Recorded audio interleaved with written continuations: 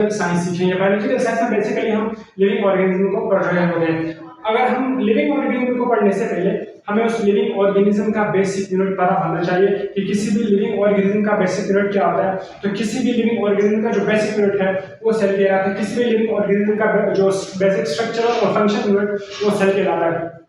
तो सेल को समझने से पहले कि कोई भी सेल किसी भी लिविंग ऑर्गेनिज्म का स्ट्रक्चर और फंक्शन यूनिट कैसे है, तो हमें इन सब बातों को समझने के लिए हमें सेल वर्ल्ड को समझना होगा कि सेल की दुनिया क्या हो रही है।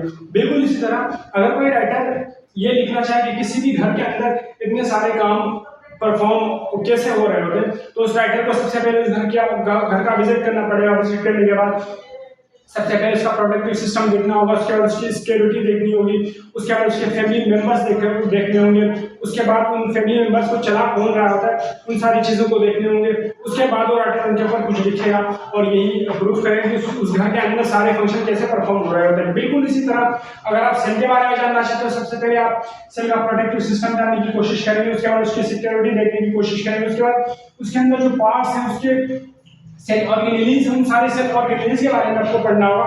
फिर उनका कंट्रोल सेंटर आपको जानना होगा, फिर जाके आपका जो है